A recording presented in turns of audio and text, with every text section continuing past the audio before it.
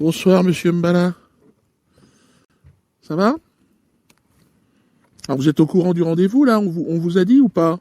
Voilà, votre avocat vous en a parlé, hein? Voilà, je suis le psychiatre, voilà. Hein? Donc, j'ai été mandaté par le tribunal, hein, pour donner un avis, hein, sur votre capacité à discerner le bien du mal. On va voir. On sait pas avec vous. Hein? Comment ça se passe? Alors, ce que je propose en première séance, monsieur Mbala, on se concentre, c'est de reprendre certaines de vos répliques de spectacle, puis on va essayer de comprendre, on va essayer de voir. Hein. Alors, chaud ananas, qu'est-ce que c'est ça? Ah, ça vous fait rire encore? Après tout ce temps, et vous êtes en prison et vous rigolez encore de ça? Vous êtes conscient que vous avez blessé, heurté, choqué des gens avec cette chansonnette? Oui, populaire, monsieur Mbala, elle était très populaire. Mais justement, hein, moi j'ai des lettres de ministre, madame Belkacem, qui m'a dit que vous avez pourri toute une génération, hein, des profs d'histoire, hein, qui me disent, monsieur Mbala, il dit, j'aborde la Deuxième Guerre mondiale, les élèves se lèvent, chaud ananas. Donc qu'est-ce qu'on peut faire avec ça? Vous comprenez? Non mais je veux dire, comment on arrive à produire des choses aussi atroces? Ben, je sais pas, docteur.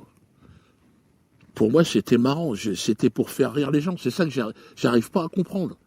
Quand ils m'ont dit incitation à la haine, je dis mais chaud ananas, ça pas.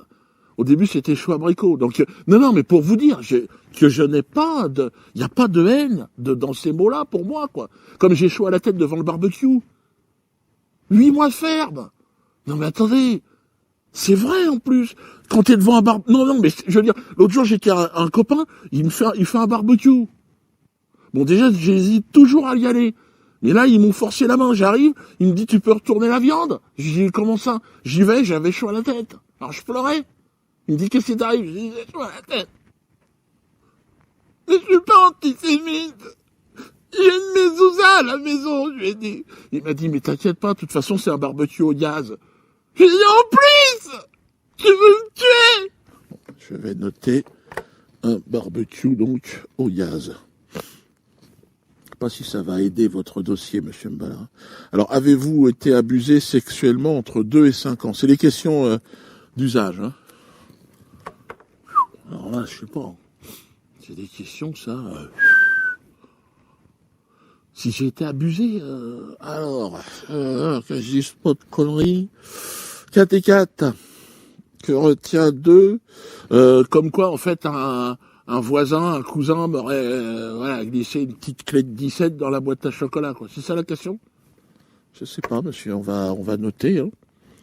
Clé de 17 dans la boîte à chocolat.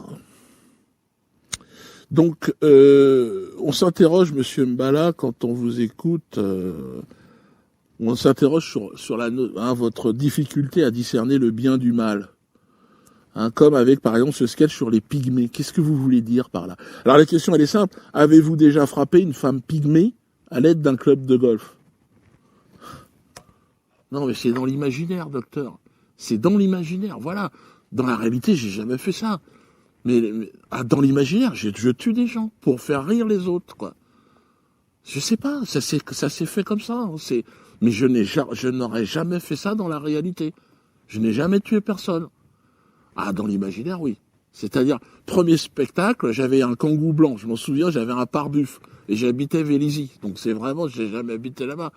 Et un pare-buff, un Vélizy. Donc tu sais, il n'y a pas de buff. Et donc, oui, mais il y a un ramassis de connards à vélo. C'est pour ça que j'avais monté le pare-buff. Et donc, le cycliste. J'avais une obsession à cette époque, le cycliste. Je sais pas, cette tenue dégueulasse, à moitié collant, moulant, le cul dégueulasse. Et j'ai croisé un cycliste et je lui ai rentré dedans, complètement. Je lui ai rangé le genou dans le cul. Même le pompier de l'imaginaire m'a dit, c'est extraordinaire, on n'a jamais vu comment ça se passe.